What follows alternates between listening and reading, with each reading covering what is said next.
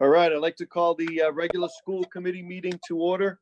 Today is April 21st, 2020, and we are starting the meeting at exactly 3 o'clock.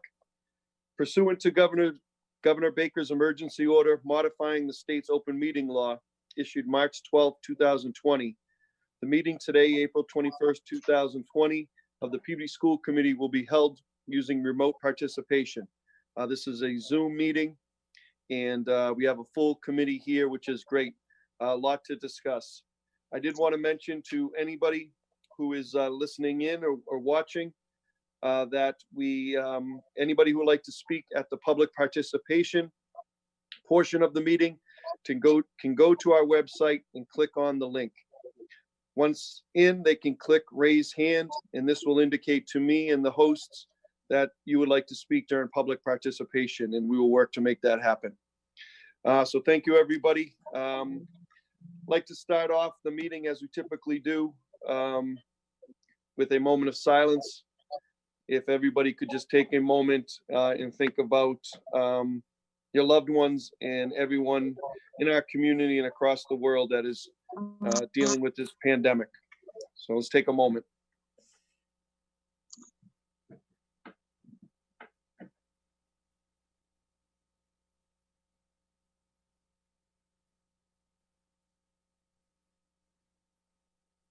All right, and if we could please stand for the Pledge of Allegiance.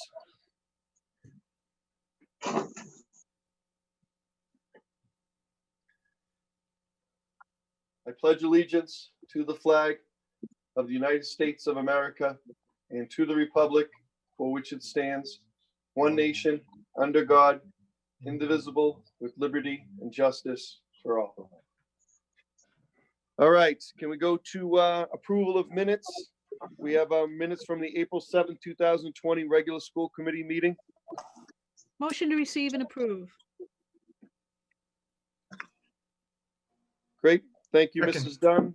Do we have a second? Second. Second by Mr. Hockman. We have a roll call vote on the approval of minutes. Mr. Amico? Yes. Mr. Arnottis? Yes. Mrs. Carpenter? Yes. Mr. Hoffman? Yes. Mr. Olympio? Yes. Mrs. Dunn?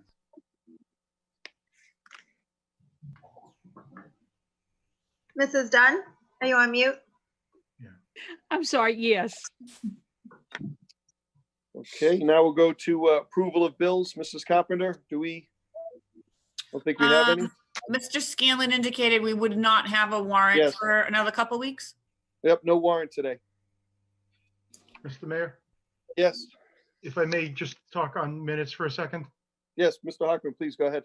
Yes, not the minutes that we just approved, but I did get a message and I have a recollection that we had an issue with some minutes back in March that I think Ms. Dunn might have sought an amendment to, or that we never really approved. So if we can look into that and maybe take that up at our next meeting, just to ensure that we are approving minutes as we go on.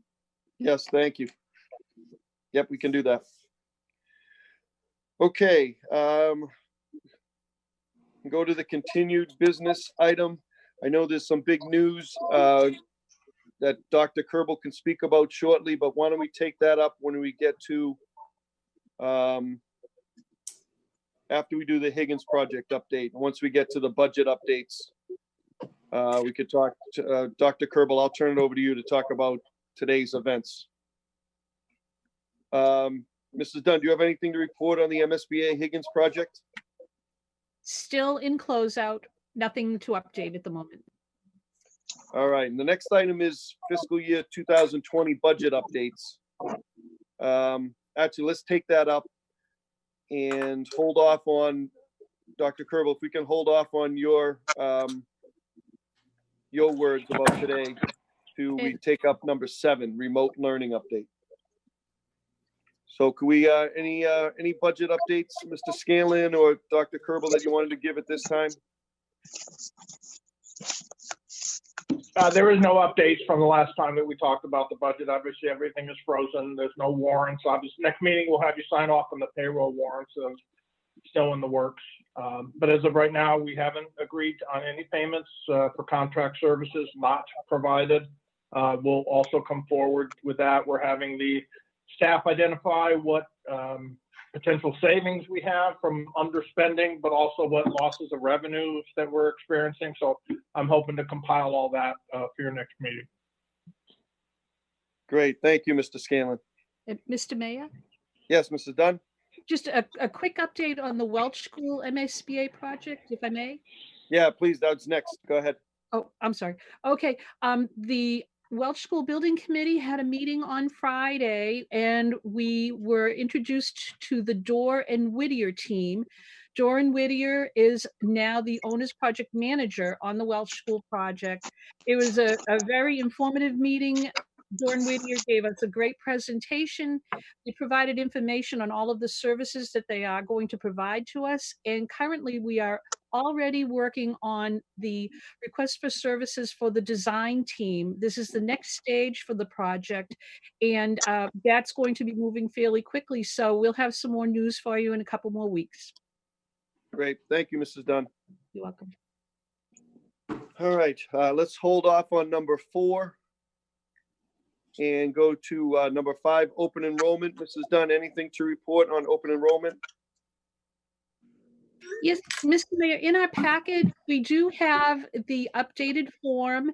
And I would say that right now, the time frame which we were looking at for our secretarial staff to be able to compile all the lists and prepare them for the superintendent, the time frame was June 1st to June 19th.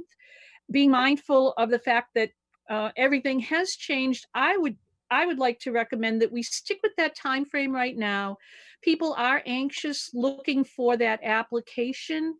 And I think that if we could approve that tonight, also keeping in mind that things may need to change, but to at least be able to settle people's minds and know that right now, looking at June, that will be a 3-week time period where they can apply for students to be enrolled in the open enrollment program.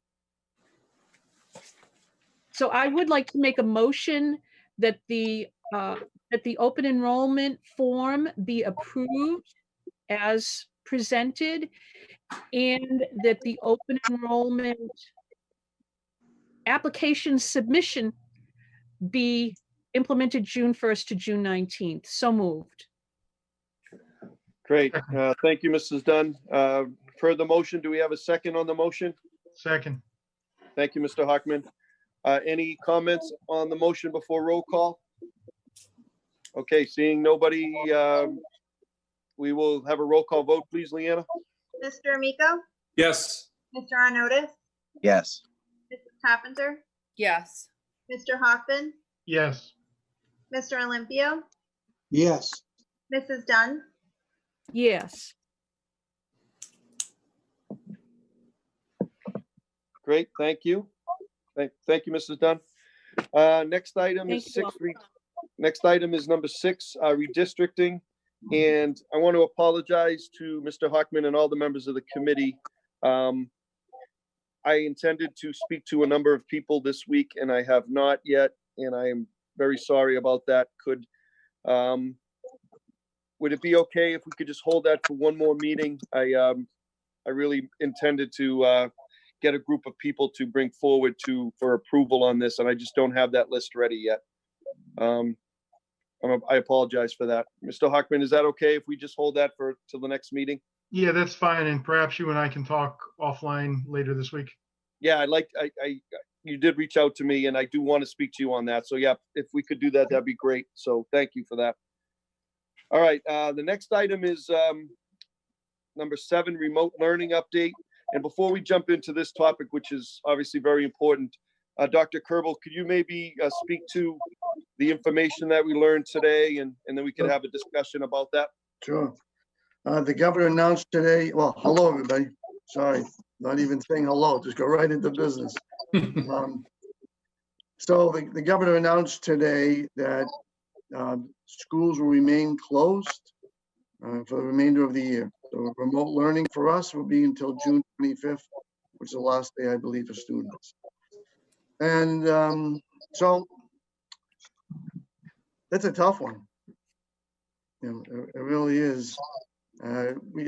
We so wanted our seniors in high school to come back for their senior year and at least play sports and at least get involved with the social events, and that's not going to happen unless they do it remotely. I'm sure they're creative, and I'm sure they'll be able to come up with some things that'll be interesting to them. But in terms of remote learning, that will continue for the rest of the school year. This state is still thinking about what happens during the summer and also what will happen at the start of the school year. So I think everything is in play. There's a number of things that get affected by all this. One has to do with students graduating, and that a lot of students took the MCAS retest in March, and they'll get their results back in, I believe, sometime in June. There's still an avenue for students to get, if they didn't have enough credits to recovery, there'll be a recovery avenue for them online. We have to work that out. Let's see. In terms of a remote learning plan and moving forward, the state is coming out with new guidelines or updated guidelines. And I think one of the things they're looking at is having power standards. And so our teachers will be working with still enrichment, but moving towards direct instruction, especially towards addressing the power standards. A little more by the end of the week. In terms of what's going to happen from here on in, and staff comes back next week. Meanwhile, I'll send them an update. I'll send parents an update as well. We will look over those power standards. What I like to do, I had an emergency meeting with the principals today, and we had the chair of the school committee, the mayor was there, as well as the vice chair, Beverly, was part of that meeting. And what I like to do is have a synchronistic opportunity for students on May 5th and May 7th, but use that time. There'll be no Google Meets, and use that time to work with staff so we can plan out the last 7 weeks of school. I think maybe that's one of the weaknesses. When we started this remote education from the get-go, it was we called off school and that's it. We had to get right into doing remote learning. No planning. Therefore, I think it's prudent upon us to work with staff regarding the type of tools that they use online. I think we have the staff that can easily learn. They've been doing great. And we'd like to take that to the next step. There's some other software tools that go along with Google Meets that'd be quite helpful. And Jared Haas and his team have shown me some of the work and some of the things that they could do. So I'm pretty confident that for the last 2 months of school, we can move from enrichment more to direct instruction, meeting the state guidelines. Let me just take a look at anything else.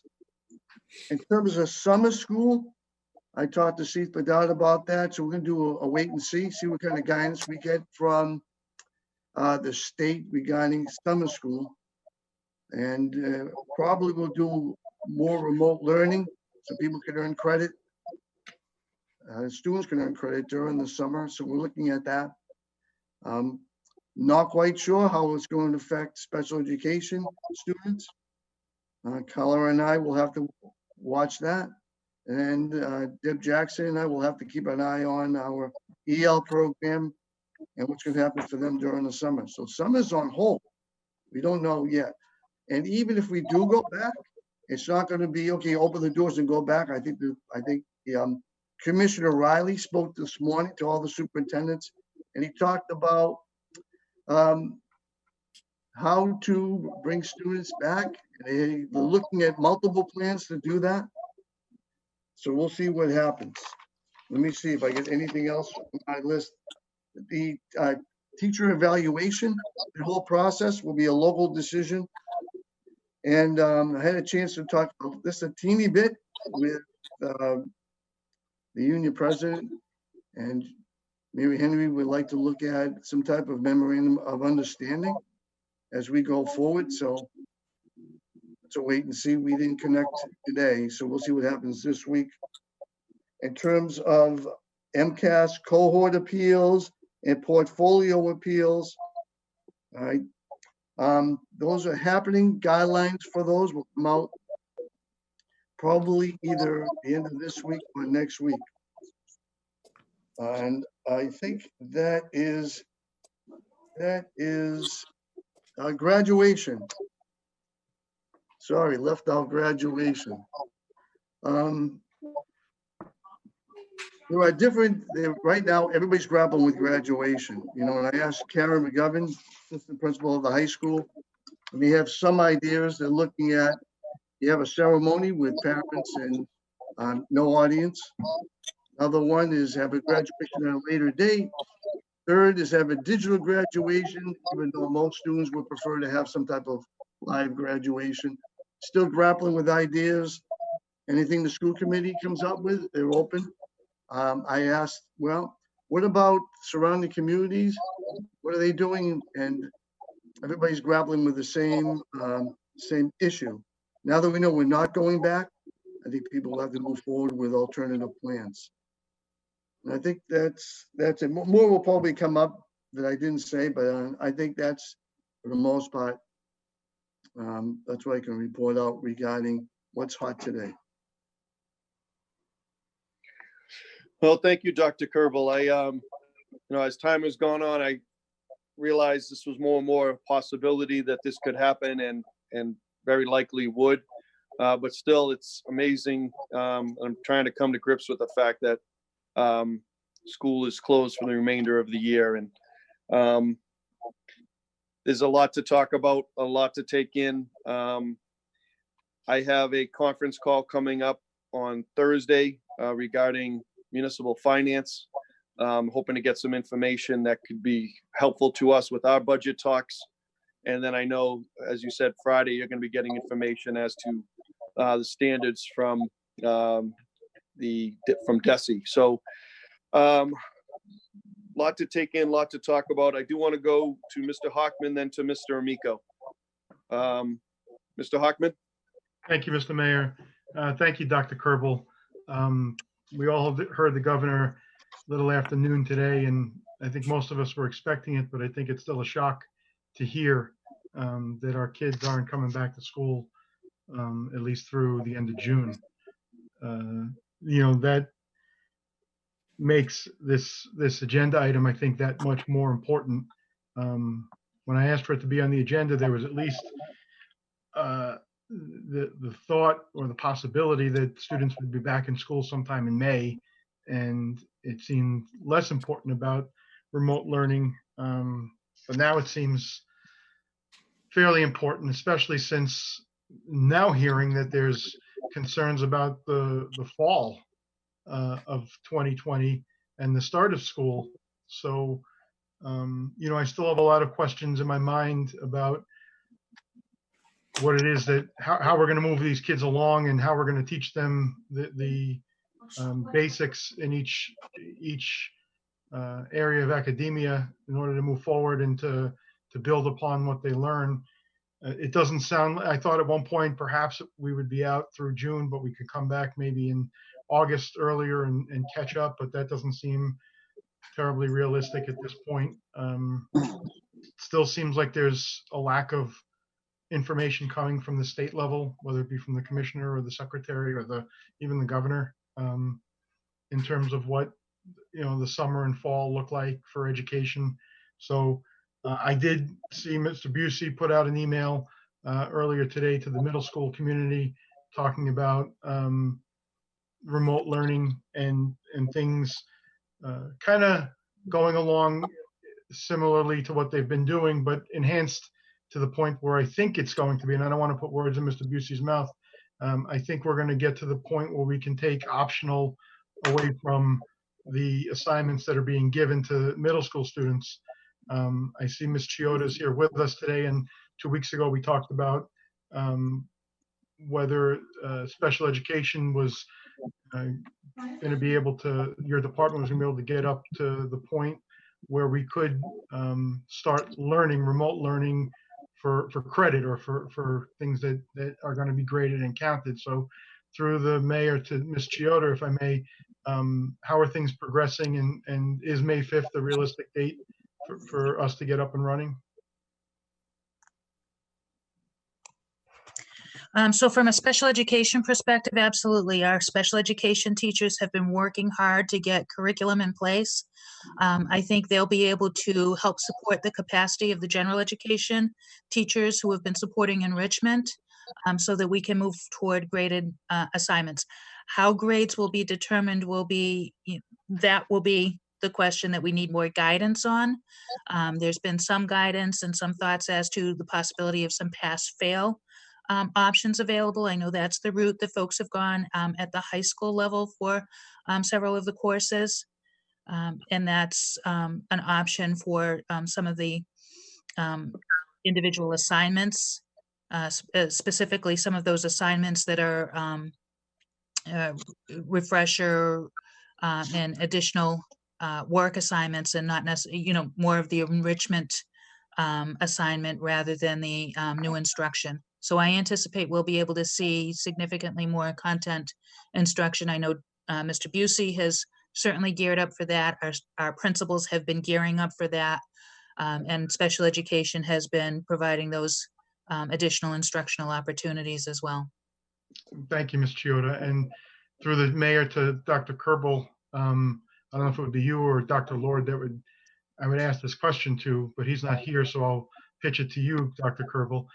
The other population that we have concerns with as a school district in terms of equity are our ELL population. Do you know where they stand in terms of what May 5 forward looks like for them? I'm glad you asked. I was going to mention that as well. Equity is an issue, and I think that Deb Jackson, who's been the director of EL, has been doing a great job, as well as we have some of our paraprofessionals have been working with her to reach out to students. An all-out effort to reach out. Our principals go to, they go to homes. We have Officer Rick Hockman has been going to homes as well. Everybody's reaching out to students, trying to keep them engaged. Our counselors have been calling them as well. So it's an all-out effort to connect with our EL students, also some of our students who are on the fringe and we just can't get a hold of them. Plus, we're dealing with students who are also working, okay? And then for them to come back and to be constantly engaged, it's a tough one. So I think everybody is really working to reach out to students. One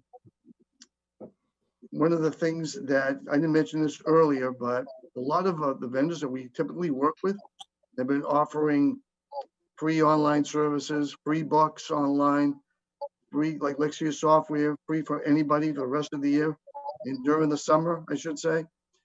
And we're going to have to, one thing I will mention is that recently Chris Mitchell, the director of IT program, just distributed some close to 100 Chromebooks on last Tuesday.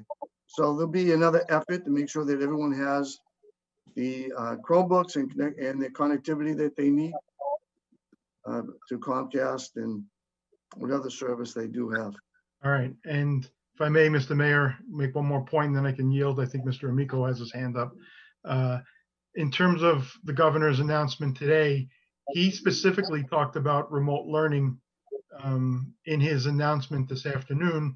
So either to Dr. Kerbal or to Ms. Carpenter, do you foresee any sort of collective bargaining or impact bargaining issue here in terms of a change in working conditions? This seems like it's coming down from the state level, which would supersede our collective bargaining agreement.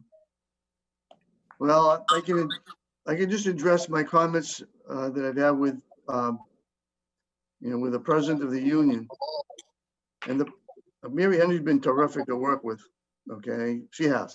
We solved a lot of problems, and I'm really proud of that effort with her. Okay, she is the president of the union, and there is, and I know there's a push from the MTA regarding having a memorandum of understanding.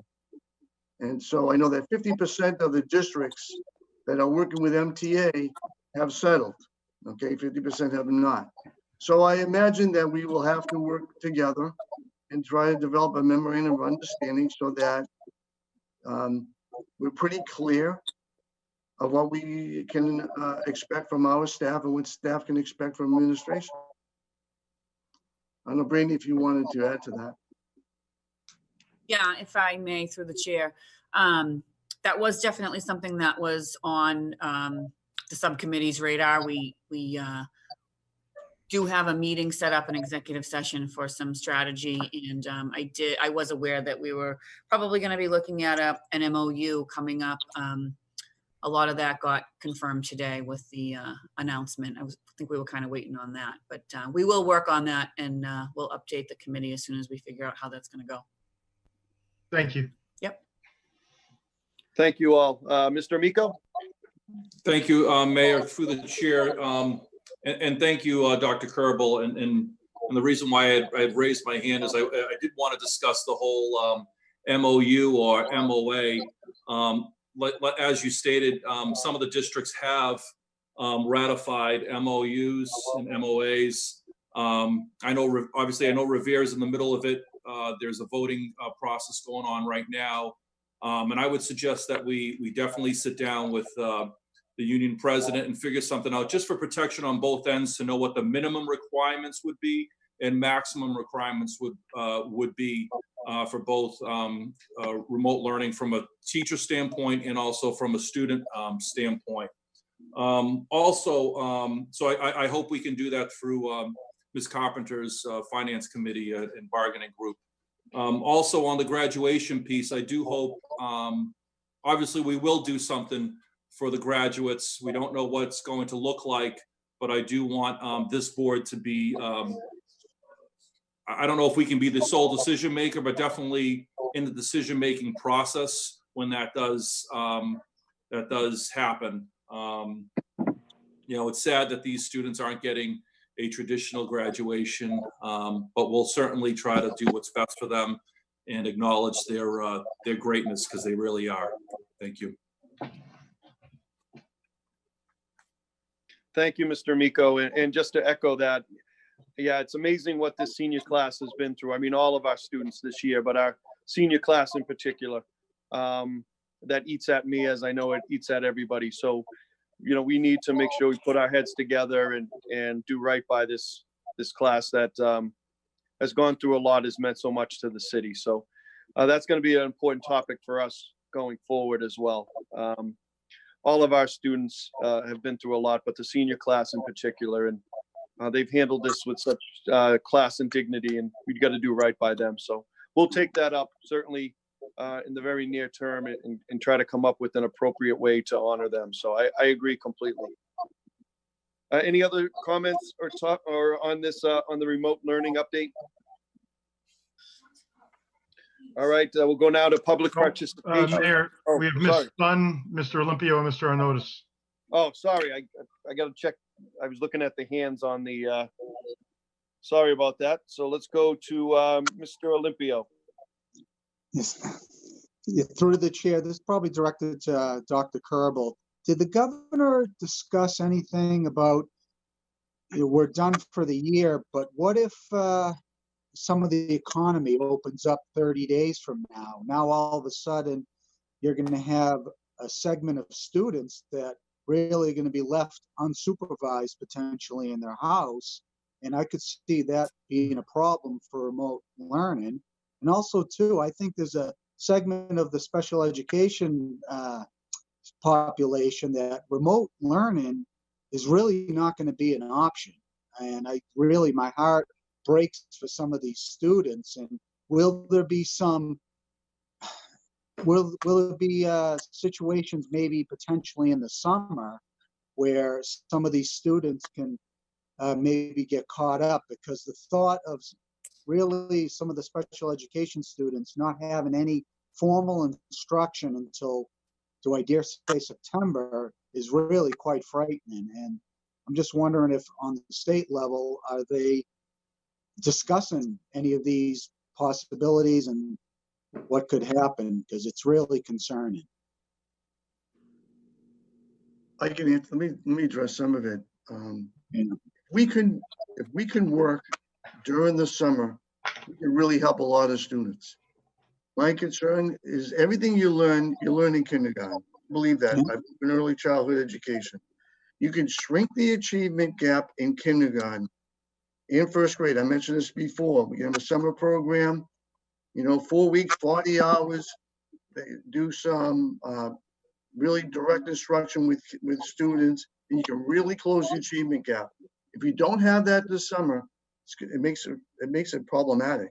Now, we have students in other grades, and if we aren't going to be able to have the kind of summer in which kids can come in and meet with their teachers or some type of education, it's just going to make the fall that much more difficult. Our EL students, some of them we've lost touch. Some of them aren't living in Peabody. They're living with, they're living with grandparents or their relatives someplace else.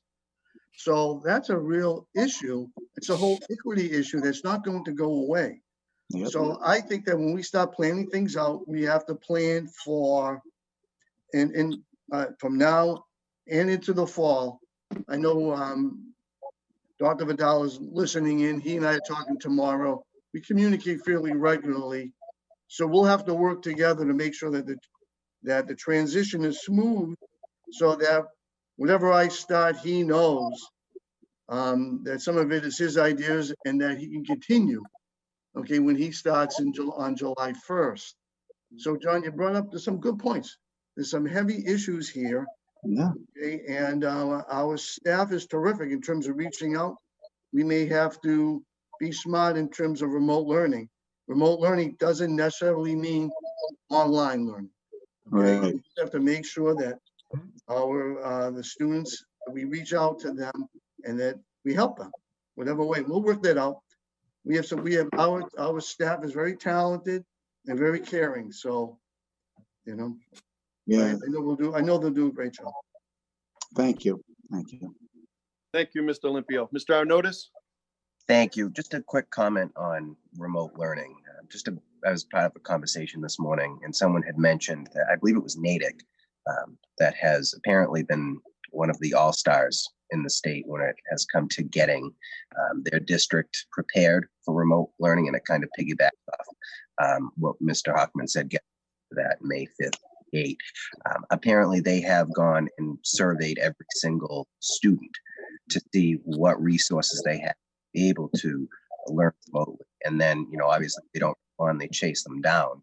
But at the end of it, the result was to make sure they have tools and success they need to actually be able to do the work. So that might be something worth considering. It sounds like, that's happening somewhat for us, but if there's a way to, keep a list going of who has what, whether it's Chromebooks or, various resources we're getting from some of our folks, I think that's something worth talking about, worth considering if we can. Great. Thank you, Mr. Arnottis. Mrs. Dunn? Thank you, Mr. Chairman. Through you to Dr. Kerbal.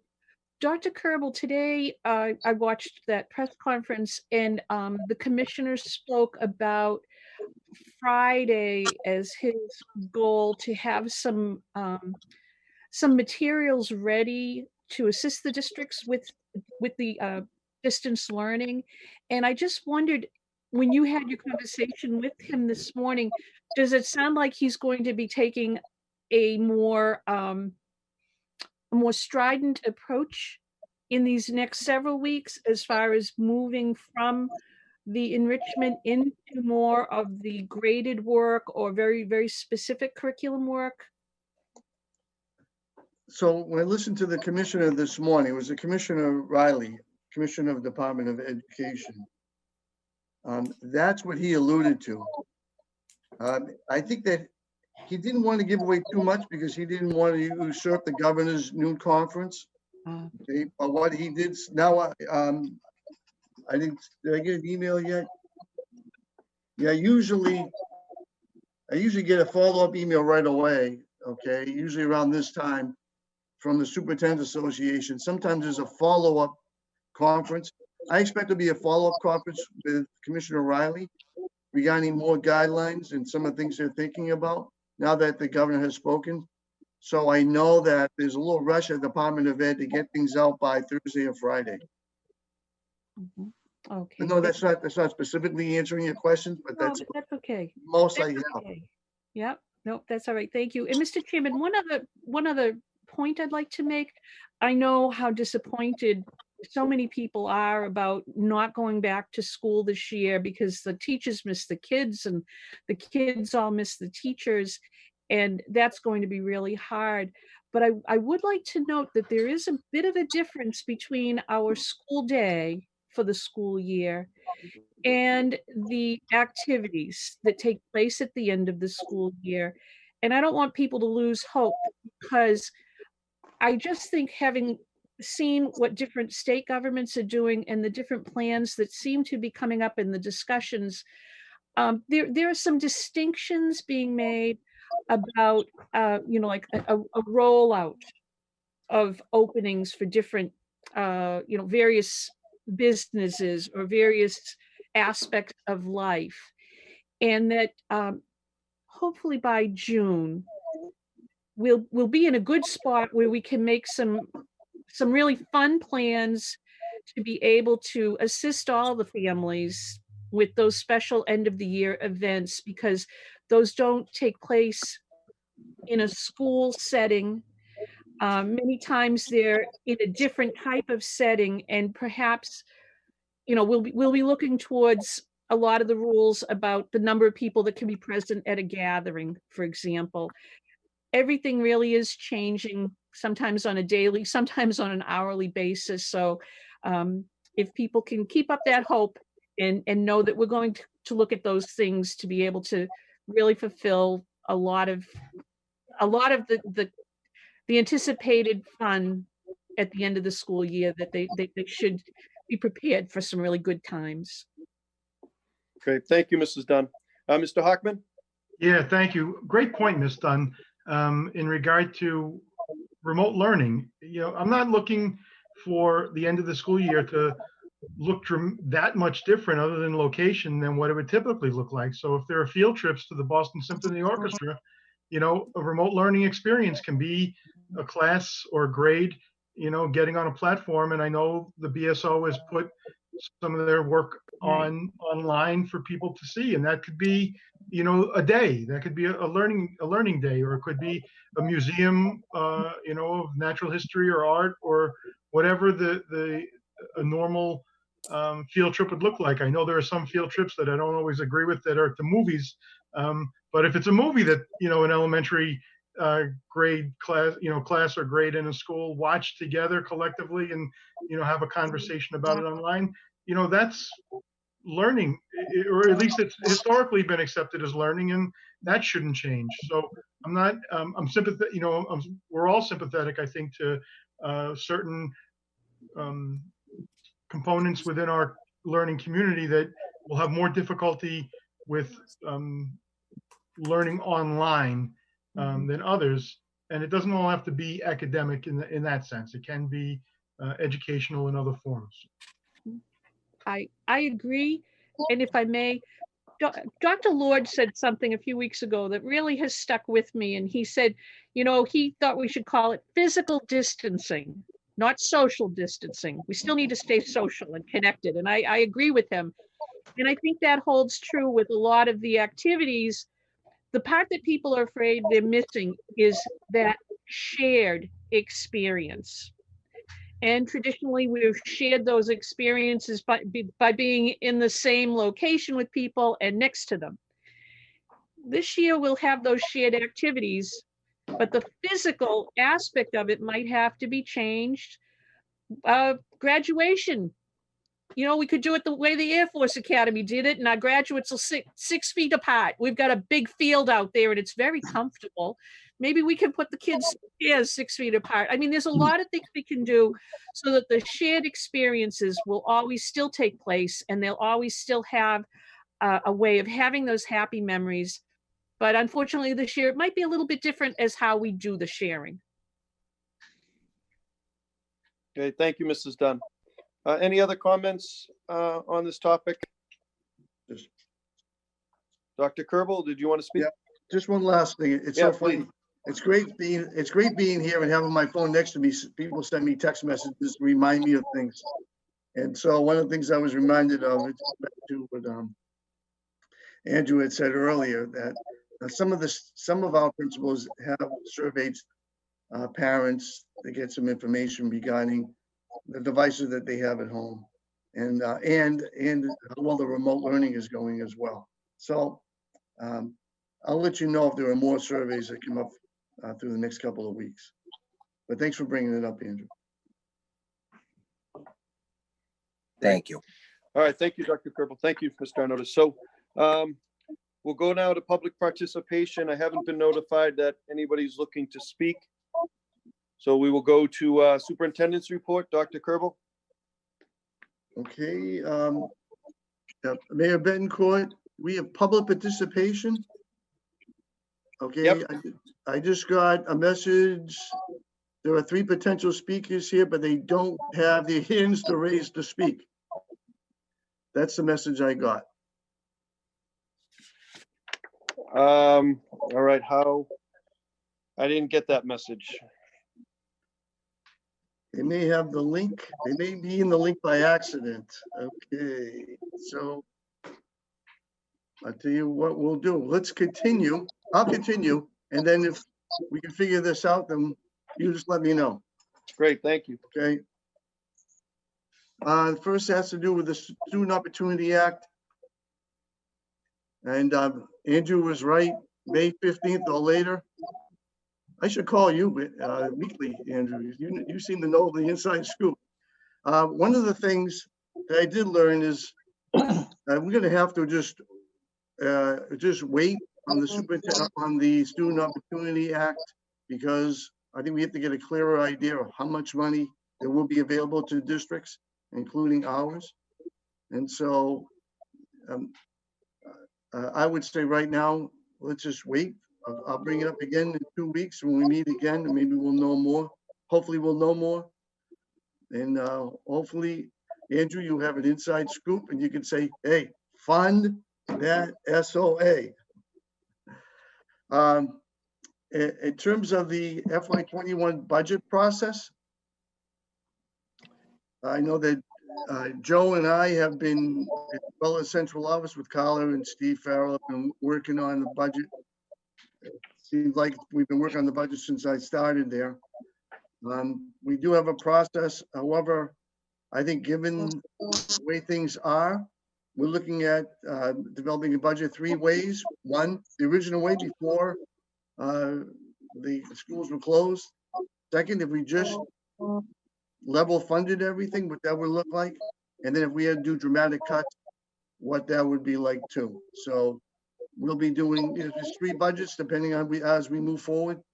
And I'd like Joe to talk a little bit about when we would bring the budget process forward. I think that we have to work with the subcommittee, the financial subcommittee, okay, and then come forward to the whole committee at a later date. So Joe, do you mind talking about that, please?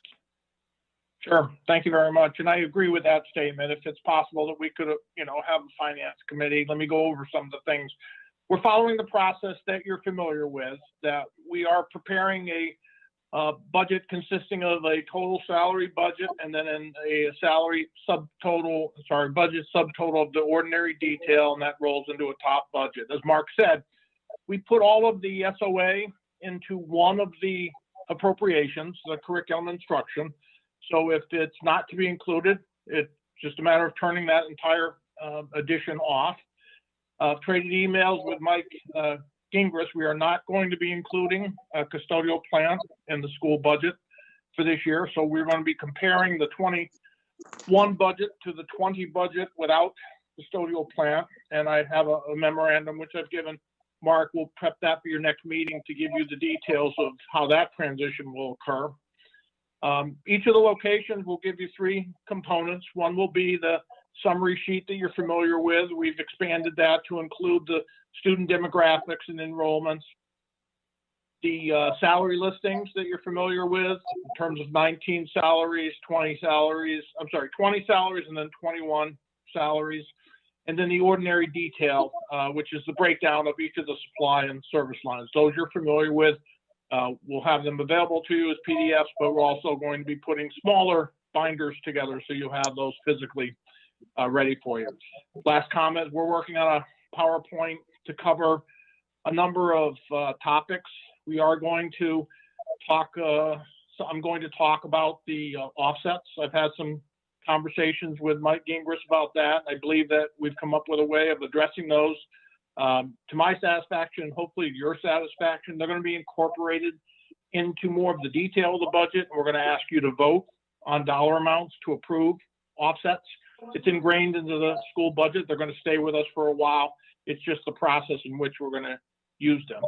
And we feel there's a few other interesting things that we can talk about as we present the budget. So I'll end up with where we started off is my personal experience. If it's possible to have a finance committee, obviously online, it'd be much easier for me to present some things to you and tell me what you like, what you don't like.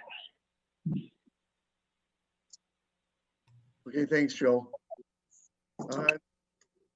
Mayor, on the superintendent's report, I have a number of these items, okay, that other members of the school committee suggested, okay, but in times of, I think the agenda was already set, so I included them in my report.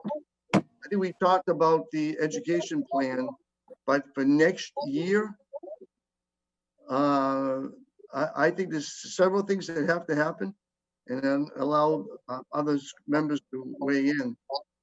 But this may happen again, remote learning. And so I think whatever plans to take place next year, I think the new superintendent is going to make sure that he has a plan that can be implemented if we ever have school closed again in the future. So,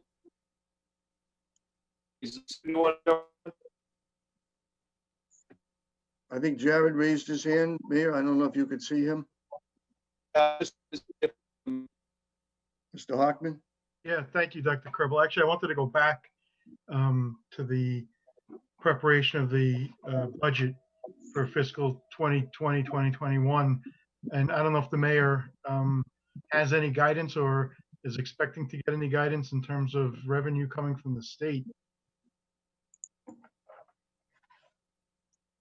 Well, maybe I'll ask that question through Ms. Dunn to Dr. Kerbal. Have you gotten any guidance in terms of Chapter 70 money and what it's going to look like for fiscal year 2020, 2021? No, we have not. Do we lose the mayor? I think he was having some tough technical difficulties. Okay, but he and I talked earlier, and so Thursday morning we have a meeting. It was between the school department and City Hall to discuss finances. Yeah, I mean, I can't imagine. Well, let me rephrase that.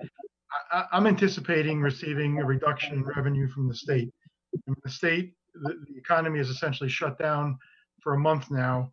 The Commonwealth appears to be willing to shut down the economy for another 10 weeks. In addition to that, there's all sorts of money being handed out to help support people who are out of work. So I think the Commonwealth and the federal government are both expecting lower revenues in terms of sales tax, certainly at the Commonwealth.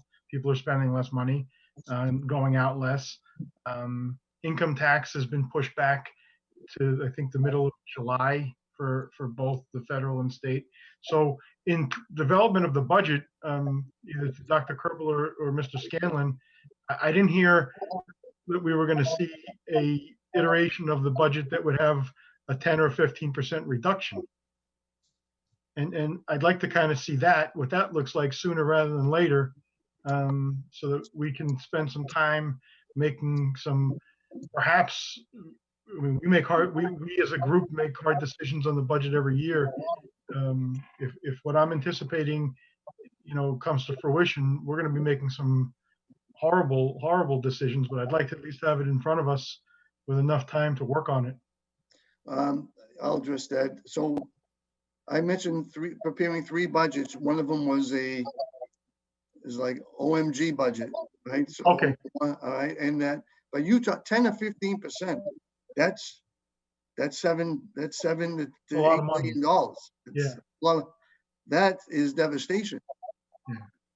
Mm. Okay, and so if you want us to come in with that kind of lean budget, okay. Well, I'm just looking, not to interrupt you, Dr. Kerbal, but I'm just looking at the economy essentially being shut down for a full quarter.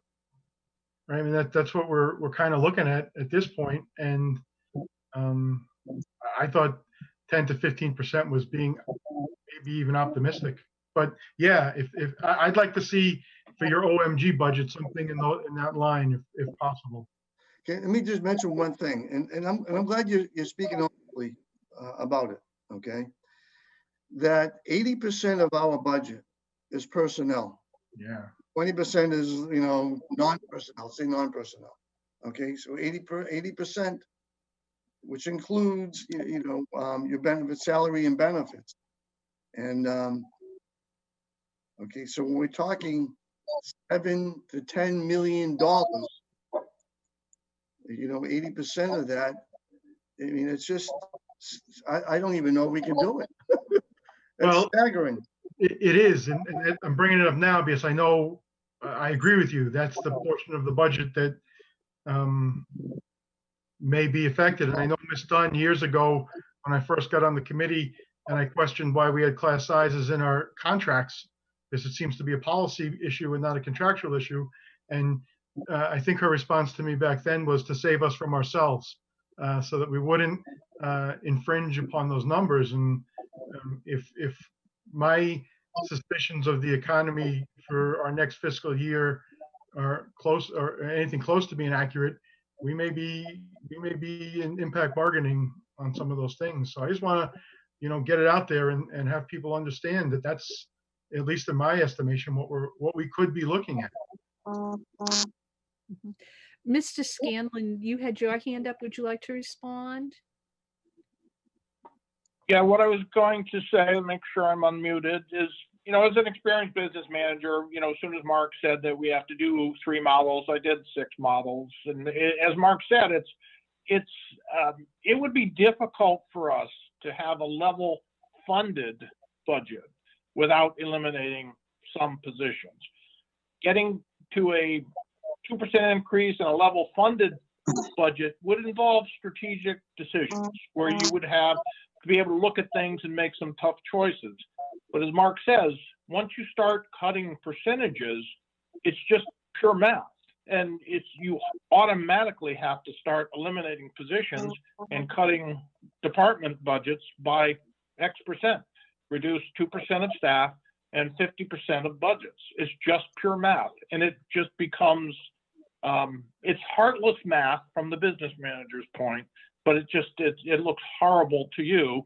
I've already got them. I can tell you how many positions we're going to have to, how much furlough days we would have to do. I mean, we're just going to come up with different scenarios of how to make, a 5% budget reduction less than horrendously, acceptable.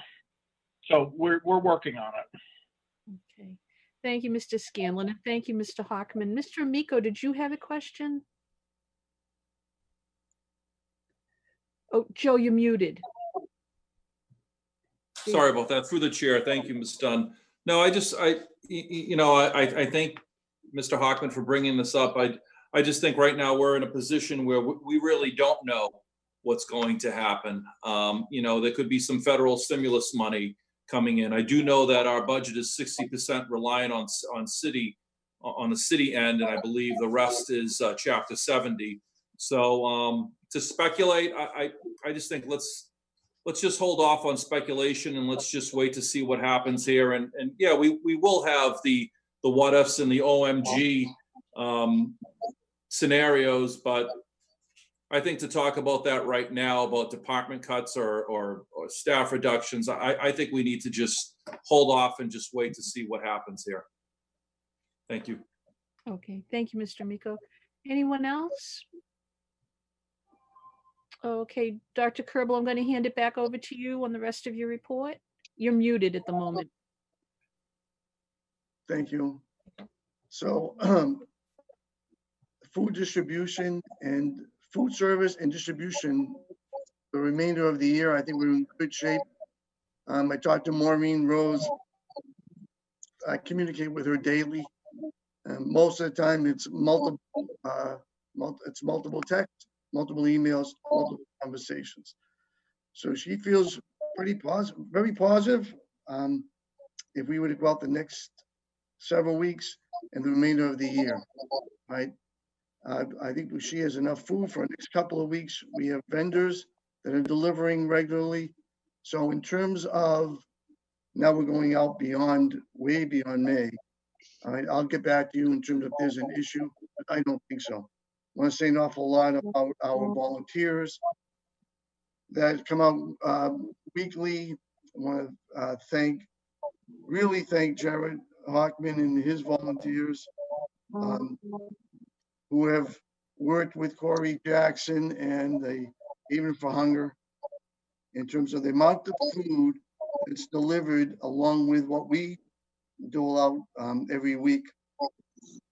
What I did learn from Maureen Rose, who's doing a terrific job, by the way, that the cooks had prepared 8,000 meals, somewhere around 8,000 meals, because we're giving out on a Monday 5 breakfasts and 5 lunches. So, and I think that the need is just going to go up, even though the amount of people that showed up yesterday was less than the week before. That was because it was a school vacation week. We try to reach out and let people know that our 3 sites were open. Okay, so I think that next week we'll do a better job in terms of our roll calls and try to keep the line of communication open for our grab and goes. So I don't know if anybody has any questions, but that's it for that matter. Okay. Any questions? Thank you, Dr. Kerpel. And I think I can speak for the other members to say thank you to Jared and Maureen and actually everyone that's involved in the distribution of the lunches and breakfasts to all of our families. It really is very impressive, and it's another reason to be proud of our schools and especially of all those volunteers. Thank you very much. Thank you. There are a lot of unsung heroes, fire department, with providing masks. Chief Daly, you want to thank him. There's a lot of, everybody's been helpful. They've been terrific. I want to talk about the digitizing of files. I'll back up. Mr. Hockman. Yeah, no, I wanted to also thank all the food service staff for their hard work and commitment. They've been phenomenal in terms of being present and getting food to kids. It's been quite heartwarming to see. I even know some food staff people who are making personal deliveries on their own time, which is nice for families that don't have the opportunity to get to the schools due to lack of transportation or other issues. So that's been very nice to see. To further this conversation along, and this may not be the right time to talk about it at this meeting, but since Dr. Kerbel and Maureen are talking so frequently, I've always thought that we should maintain food services through the summer for our students. It seems like we might have found a way to do that with what we're doing. And so maybe we can have a conversation at some other point offline and see if we can develop that plan. Also, through Corey Jackson, just Citizens in Haven from Hunger has been picking that up for the last couple of years through the libraries. So maybe we can continue that conversation. Thank you. And Mr. Amico, did you have your hand up? Oh, okay. Thanks, Joe. Okay, Dr. Kerbel. Okay, we'll move on to digitizing of files. Okay, and I looked into this, got a text message from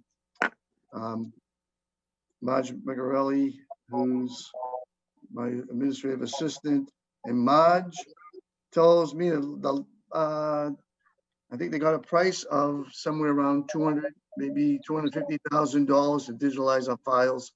I think there's a much cheaper way to do that. And so I'm going to look into maybe there's some ways to do that sooner rather than later. Okay, but I see Carla has her hand. Yes, yeah. Go ahead, Ms. Chioda.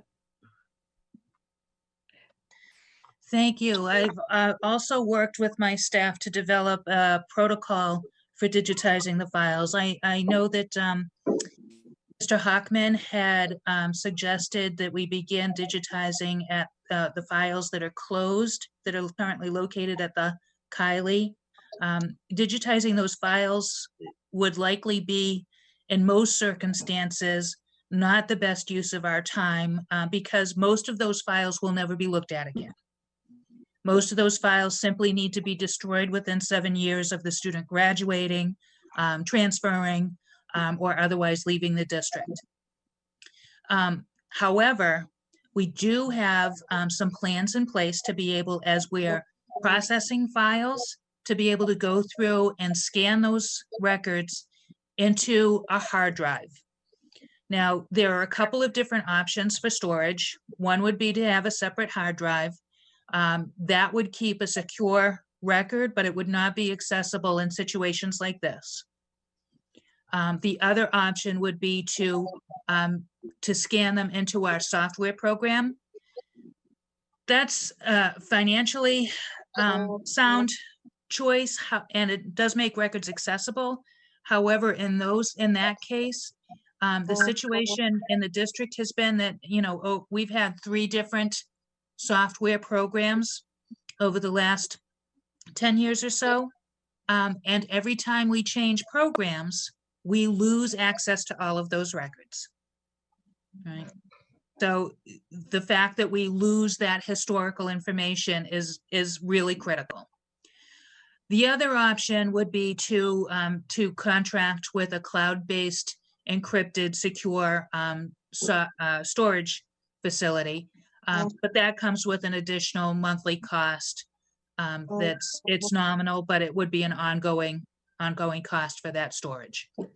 So really the most economical and the most secure storage, though not accessible to multiple individuals, would be to scan those documents as we process files, and to scan that information into a separate hard drive. A separate hard drive of about 2 terabits costs about $275. That's a pretty economical option. And it would be very limited additional staffing labor.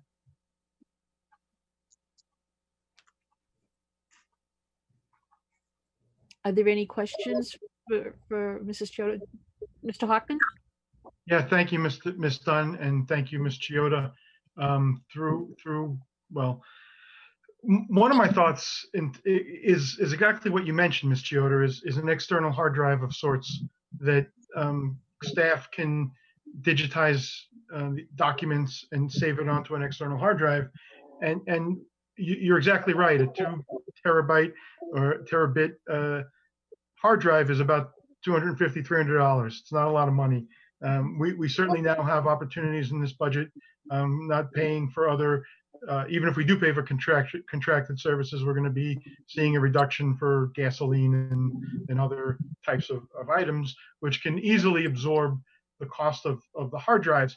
What I'd like to see is 6 or 7 of these hard drives and download each of these documents on each of the hard drives, so that when we do get to a situation like this again, and it may not be in the form of a pandemic, it may be in the form of some other act of God that we can't, or act of human that we don't envision now, and then your staff would easily be able to work.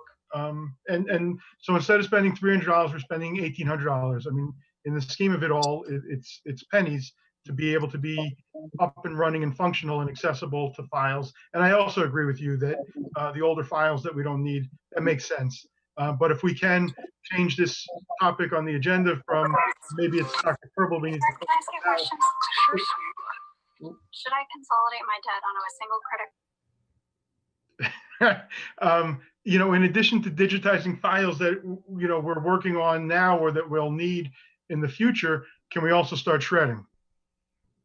Right? I mean, let's get rid of the files that we don't need any longer, free up space, and figure out some other plans down the road with a building that's unoccupied and things like that. So I don't know how that sounds to you, Ms. Chioda, or to Mr. Scanlon, if we have the funds for that. And I think Chris is listening under Peabody Schools. If that's something feasible for your department to get up and running in terms of the hardware, it seems like it's a workable plan to me, though.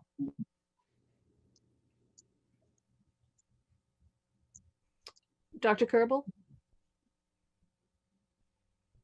Oh, you're muted. Sorry. All right, okay. Thank you, Mr. Hoffman. We'll work on it. Let us work on it and see what we come up with a plan. And we'll get back to you. Yeah, it seems like now, especially since we're out till the end of June, that there's even more time to get this done. I'm not looking to overburden anybody with work, but I think even if it's a couple hours a day at their leisure, clerks can get this done. And I'm also not confining this project to clerks of the special education department. We have a lot of clerks, who work in the school department who may have a couple hours a day. I'm not looking, again, to overburden people who are home with their children or caring for parents or other people, but I think it's possible that we can get this all done by the end of June. Okay. Are there any other questions on this? Dr. Kerbal, I'll turn it back over to you. Okay, summer school, we talked about. The 2020 graduation senior events we talked about already. Unless somebody wants to bring something up, I'm going to move on to the FKO contract. Mr. Hockman, a question on the activities, I believe. Yes, senior events. I was holding off until we got to the agenda portion. I think as a committee, we've all expressed a commitment to having a graduation ceremony for our seniors. They've earned it, they deserve it. And I think we can commit to something like that. And I mean, there are a lot of opportunities that I think we can come up with for them. Ms. Dunn mentioned having a traditional graduation at the turf field, the football field, at the high school, separating the students and the faculty by 6 feet if it's still warranted at the time, and having it broadcast live on PATV, so parents and family members get to stay in the comfort and the safety of their own home, while the students get at least a graduation ceremony and are able to walk in some form down the track and receive their diploma. I mean, I think that that's certainly possible. I'd still also like to have some sort of prom for these students. It seems like it's going to get postponed, but at least at some point, and even if it's in the fall and in the field house, like an old-fashioned dance or something along those lines, but something for these kids. What I'm hearing from students, not so much from parents, because parents, I think, might be feeling differently than the students are. The students, from what I hear, want 2, maybe 3 things. First is graduation. Second is to have another day of school, or another day that they can interact with their friends in a school-type setting. And the third is some sort of prom. I mean, those are the memorable events. I mean, yearbooks will be distributed at some point, and kids want them signed by their classmates, by their teachers and mentors and people who have influenced them for their academic careers. And so those are 3 things that I'd like to see us work on. And I agree that this is what we're working with changes hour by hour as the science and the government continue to inform us as to where things are, and we need to do it in a safe manner. But I think I'm confident that with this group we can ensure that the seniors have at least some sense of normalcy to the completion of their academic career here in Peabody. Thank you, Mr. Hockman. Is there anyone else? Okay, I would actually just like to add something to that, Dr. Kerbal. I think when we look at graduation and the senior events, and they are truly so important, but I do want people to know we're not going to forget any of those other milestones. We have a lot of the 8th grade moving on ceremonies, the 5th grade moving on, kindergarten. There are all kinds of very special activities. And I think we need to reassure people we're going to look at those. And as I said earlier, we're going to make sure that those can happen. The rules are changing, and we all know we need to be flexible. But I think people need to understand that we're definitely going to make sure that those take place. And we want the students and their families to have those happy times and those good memories. We'll make it happen. We can. Now I can turn this back over to Mayor Betancourt. Mayor Betancourt, you just need to unmute.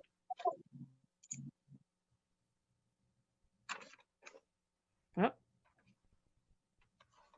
Okay. All right. Here we go. Sorry, Okay. I'm having some technical difficulties here. Thank you, Mr. Hockman, Mrs. Dunn, for those comments. Very well said, both of you. Turn it back over to you. Actually, Mr. Miko, did you raise your hand? Oh, sorry. I'll go back to you, Dr. Kerbal. I think there's a couple more items on your report. Couple more, yep. The FKO contract annually, it says the superintendent will recommend that the continuation, I'm just reading it from, let's see. It says the superintendent will recommend continuation or discontinuation of this contract to the school committee by April 30th annually.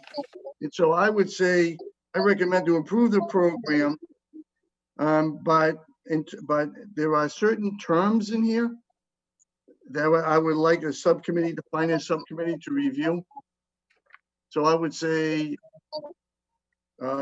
renew the contract, but there is a $70,000 service fee that I would like the finance subcommittee to review. Motion to follow the recommendation of the superintendent. Second.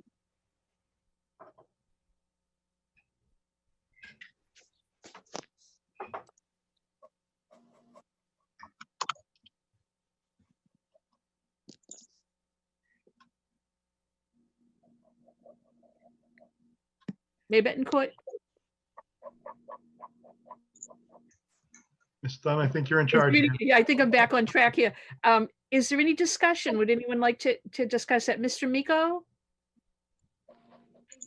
Yes, through the chair. Dr. Kerbal, so did you say there was a $70,000 amount that you wanted the finance committee to look at before approving, or did you want the approval now? Because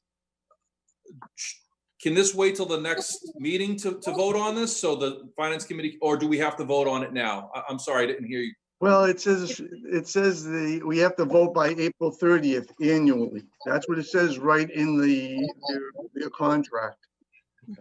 Okay, so there is and maybe Joe can talk more to this than me. I know I did speak to folks at FKO.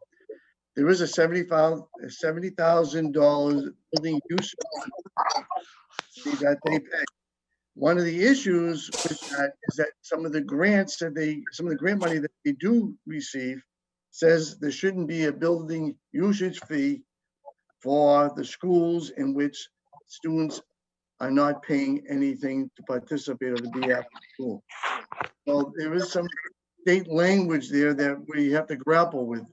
That's why I'm saying, well, if we can, we're going to approve the contract, but we want to take a look at whether it's going to be a $70,000 or less. Not necessarily. I don't want to add more fees to it. And through the chair, how does this change from last year's contract with the 21st Century grant that we got through FKO? If there's no change, then I'm ready to move forward with a vote. But if there is change, then maybe we ought to take a look at it. I'm just confused on that.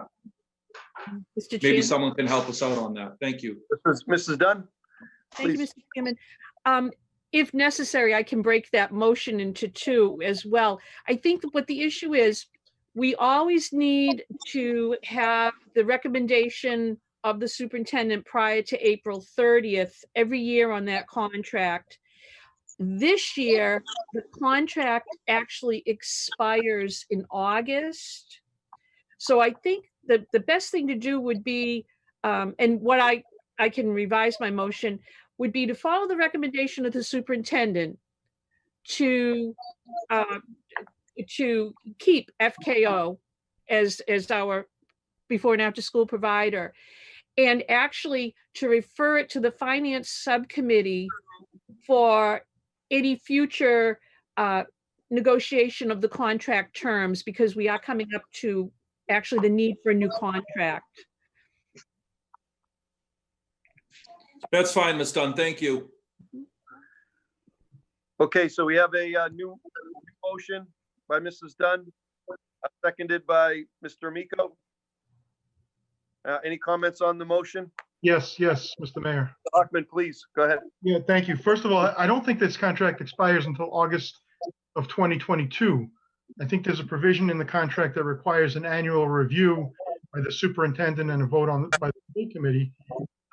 So I don't know that I don't believe it's expiring. I think it's just an action item for us within the contract. And, to Dr. Kerbal, Dr. Kerbal wasn't with us when this was negotiated, but we talked about the 21st Century Grant and FK, and there is language within the 21st Century Grant, Dr. Kerbal's correct, that says that the grant money should not be used towards facilities. However, Deb Nealand, CEO of FKO or Executive Director of FKO, has committed to the financial scheme that is within the contract. So I wouldn't expect that there be a reduction of the $70,000 payment that FKO makes to the school district, nor do I expect that FKO would seek a reduction. I think it's just a matter of getting an annual review on this. I believe that there's at least one new 21st Century Grant that they've obtained since this contract was originally signed. And each time Deb Nealand comes before us or I talk to her, she remains committed to the financial scheme that's already laid out within this contract. So I intend to support the motion based on that, and don't expect it need to be referred to finance unless it's the will of the committee to review the financial contribution coming from FKO. But I would say it remains the same or increases, but I would not be in favor of any reduction. Thank you, Mr. Hockman. Dr. Kerbal, do you want to jump in? Yes, if that's the case, then I would say I recommend that the school committee approve the annual contract with FKO, considering that we have a 3-year agreement, and Mr. Hockman's right. It ends August 31st, 2022. Yeah, and if FKO is seeking some sort of reduction after we vote on this motion, Mr. Amico, through the chair, let them come back to us and ask for reconsideration, and we can figure it out. Great, thank you, Mr. Hockman. Mrs. Carpenter? By the said. All right, thank you. Mr. Amico?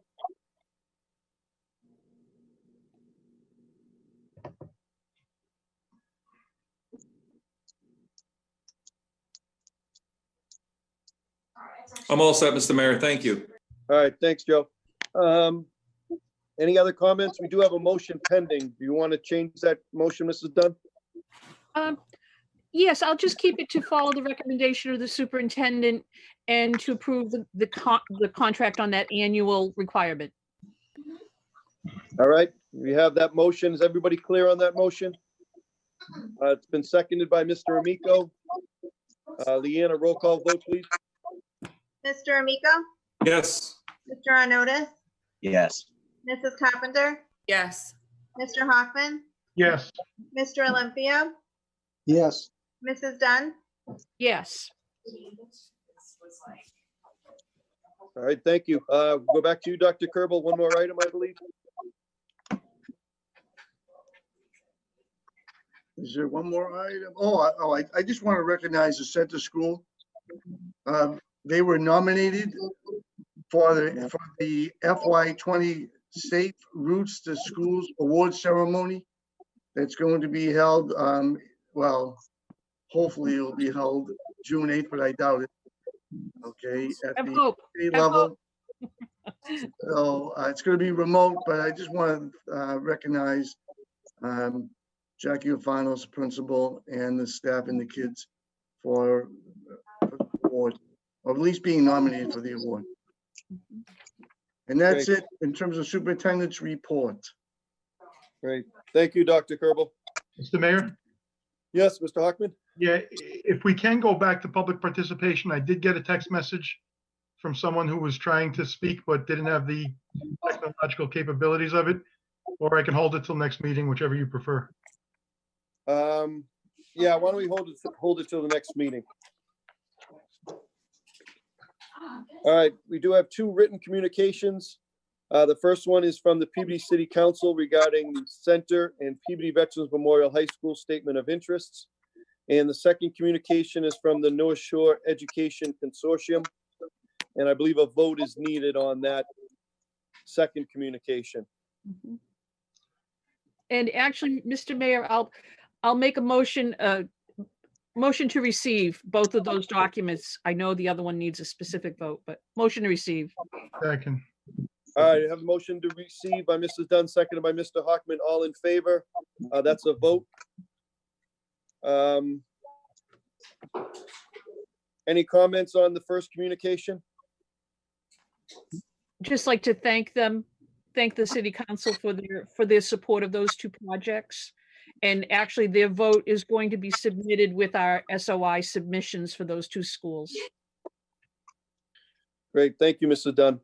So it looks like we need a vote on the second communication, the one from the North Shore Education Consortium.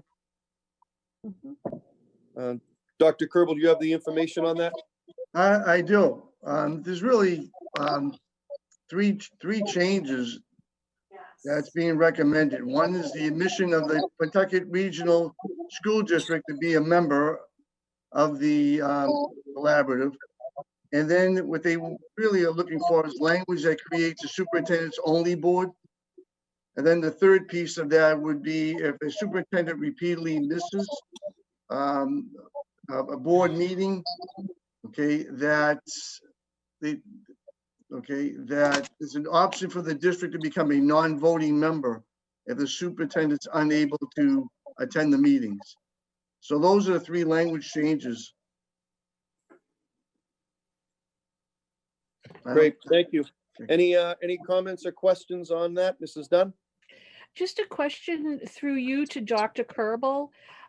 Regarding those changes, Dr. Kerbal, with your experience and your involvement with that, do you recommend that we support this document? I recommend you support the document. I've been on boards before, and it's important for superintendents to be there and take an active role. And I think they represent their district. I think it's very important for superintendents to be there. And to ask Pawtucket Regional to become a member, I would support that. Okay, and in the third piece, the third one was to become a non-voting member if a superintendent is unable to attend regular meetings. Yes, I support that as well. So I recommend the school committee vote in the affirmative. Thank you. Great, any other comments or questions? All right, Mr. Hockman? Thank you. I certainly support the amendment in regard to the superintendent being a member, and if they don't appear, being a non-voting member. I have questions about Pawtucket becoming part of the consortium, and I'll start through the mayor to Ms. Chioda. What impact, if any, does this have on students that we send to the consortium or our Peabody students that receive services through the consortium? So I haven't received any information as to what the impact to services are. There are some limited services available. To date, the applications for out-of-district placements or collaborative services have been available with the restrictions being primarily the ability to serve population rather than the number of students that have gone through. So without that additional data, I couldn't really speak to their capacity or the number of additional out-of-district placements that would be required. Yeah, I have similar I'll call it a concern. I don't know if it's a concern of yours, but a concern. Through the mayor to Mr. Scanlon, do you know what financial impact, if any, Pentucket joining the consortium has on Peabody?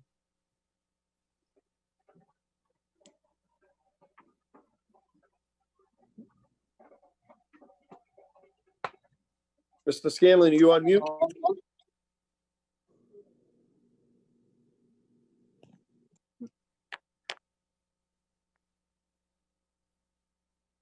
Sorry about that. There wouldn't be any change for this year. We'd have to determine what it would be for this upcoming year. Right. So I can find out. So thank you, Mr. Scanlon. And I think that that's probably why, under their own terms, the consortiums, I don't know if they call it an operating agreement or what they call it, but let me see if I can get the title of this document that's in our package.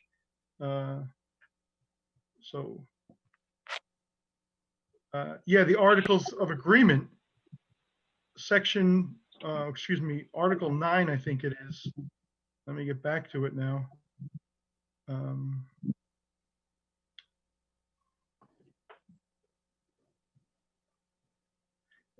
Section 9, which is entitled Procedure and Timeline for Admitting New Member Districts, paragraph 2, talks about that this process take place at least 180 days before the beginning of a new fiscal year. Prospective member districts shall submit to the chair of the board and the executive director a notification of intent to join the collaborative. And I suspect it's for those reasons, so that we as districts that already are members can have some understanding as to the impact that a new member would have on our own students and have a say. And I believe the consortium operates under the same fiscal year we do, July 1 through June 30, which would mean that we're within that 180-day window. So I'd be reluctant, barring some further understanding, either as to why Pentucket waited so long, or with an understanding of their joining the consortium having minimal to no impact on us in terms of services to our students or financially to the district. So I can support the other two amendments regarding the members of the board being superintendents, and then non-voting status for superintendents that don't appear on a regular basis. But for the third component, I'd ask if we can wait and either get more information, or I would be voting in the negative, which I don't want to do without the information that I think we all deserve. Thank you, Mr. Hockman. I'll open that up. Any comments on? Mr. Mayor? Yes, please, Mr. Miko. Sure, I do, and the power of technology, I received the text that Pentucket does send students to the consortium already. I believe what they're asking for is the reduced rate that everyone else gets within the group. So they are already sending students to Pentucket, from Pentucket to the consortium. Okay. I don't know if that helps Mr. Hockman, or through the chair to Mr. Hockman, or. Yeah, thank you, Mr. Miko. Actually, it hurts. They're looking for membership status, which gives them a reduced rate that members, benefit from, which may mean that we have a greater financial obligation. And I don't know that, and to your point of earlier, speculation probably isn't good, particularly at this time. I don't know if this requires a vote today, or if we can wait a week or two for our next meeting, and we get the information, or we can take up the two parts that seem to be agreeable to everybody and leave that Pentucket part of it out of it, whatever the will is, or we take it up. The chairman makes those decisions. And through the chair, if there's no deadline on that particular part of the vote, I would be okay with extending it to our next meeting. But if there is a deadline, then obviously we can take up the vote. Dr. Kerbal, are you aware of a deadline on this item? No, I do not, but what I can do, am I muted? No, okay. No, we hear you. All right, so I can come back to the committee in 2 weeks. Yeah, why don't we do that then? Why don't we hold this to the next committee meeting. Thank you. All right, thank you. All right, we'll go to subcommittee reports. Education Subcommittee, Mr. Hockman. They're kind of happening as we're talking during these meetings. No. there's- That's true. Finance, Mrs. Carpenter. Thank you. The Finance Committee met with the Union for Impact Bargaining. We do have a meeting coming up for the Finance Committee for strategy, and then we will be meeting with the union again next week. Great, thank you. Yep. School safety, Mr. Olympio. Nothing new to report. Athletics and wellness, Mr. Hockman. Nothing new. Quality and standards, Mrs. Dunn. Nothing this meeting, thank you. Parent and student advisory boards, Mrs. Dunn. Nothing at the moment. Building and grounds, Mr. Amico. Sure, Mr. Mayor, through the chair, the Higgins looks great. I'll tell you, the fields, the Jim Rice fields look amazing. Unfortunately, we don't have many kids on them. And that's a good thing right now. And hopefully, you know, if things change in the near future or in the future, but they look absolutely amazing. The grounds, you know, the Higgins is just a beautiful, beautiful building. I've been lucky enough to walk it almost every day since I'm a neighbor. Also, in regards to the Higgins, the north gate that was damaged has been replaced. And that's right by the football field. So the fencing company that came in and replaced that. So thank you, Dr. Kerbal, for getting that done for us when I had asked, and through our facilities department as well. So thank you. Great, thank you, Mr. Miko. Special Education Parent Advisory Board, Mr. Olympio. Nothing new to report. City Council and Legislative Delegation, Mr. Arnottis. Nothing new to report. All right, thank you all. There is the one item on new business that I wanted to bring forward today. I'm very happy to bring forward to you a contract of employment for Dr. Josh Vidala to be our next superintendent. It's a 3-year contract commencing on July 1st, 2020 and running for 3 school years. And it is very similar to the contract, almost an exact duplicate of the contract that we've had with Kara Mertag. The 3-year, it is first year salary is $200,000, and then would be reviewed after that. And depending on the superintendent's evaluation, it is for all the insurance benefits and compensation that are due for all full-time city employees. And then again, all of the computer, cell phone, sick leave, and vacation time are all exactly what we had for Kara Mertag when she started her contract with us. There is, we will pay for the superintendent induction program as we did with Ms. Mertag. And there is a annuity of $5,000 that was also just as with Ms. Mertag. So I wanted to bring that forward. There were no other major changes that we've had in the past. But I feel very, very good about bringing this forward to you. I think we have an excellent candidate in front of us that is very excited to be a part of Peabody. He's part of our community now. He has an excellent background, as all of us know from reviewing his background and interviewing him. And I'm very happy to bring forward Dr. Josh Vidala, and hoping that you will support his contract. Open that up. Let me see here. Mr. Amico? No, I'm all set. Thank you, sir. All right, Mr. Olympio? Oh, I'm all set. All set. Okay, any questions or entertain a motion for approval? Motion to approve. All right, Second. thank you, Mr. Arnottis. Second. Second by Mr. Olympio.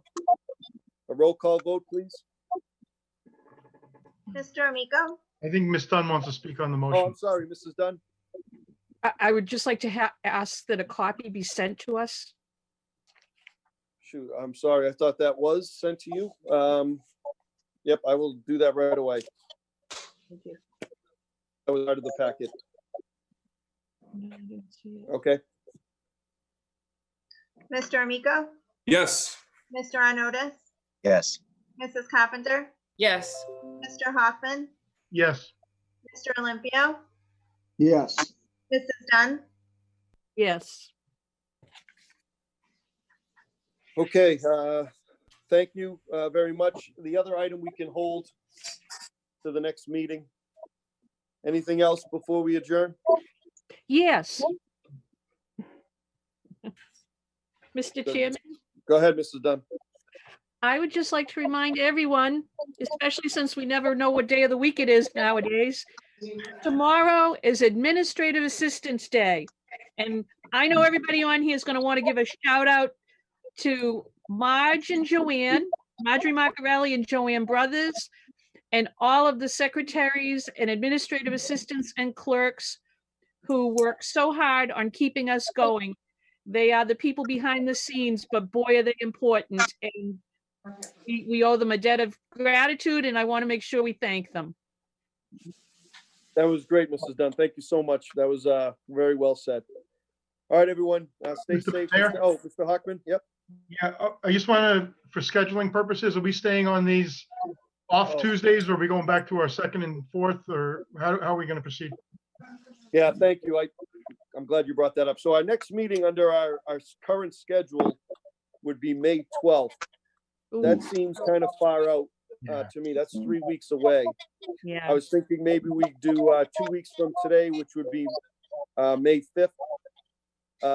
At same time, 3 o'clock. That seems to work for people. So I would propose we connect again in 2 weeks on May 5th, 2020 at 3 p.m. Yeah, Mr. Mayor, I agree. And if we can just, for purposes of giving the audience and the public notice of these meetings, can I move to amend our meeting schedule for the rest of the year to fall on the first and third Tuesdays, which is what we've been doing and what it looks like we're going to continue to do, just so everyone is aware of it moving forward, and the time change at 3 p.m. Yep, I'm very comfortable with that. So it would be May 5th, May 19th, June 2nd, and June 16th. Right. So again, if there's, we're gonna have to discuss some finance meetings as well, but let's keep that as our regular meeting. Do the first and third Tuesday of May and June At 3 p.m. at 3 p.m. All right, thank you, everyone. Be safe and be healthy. Take care. Thank you. Thank you.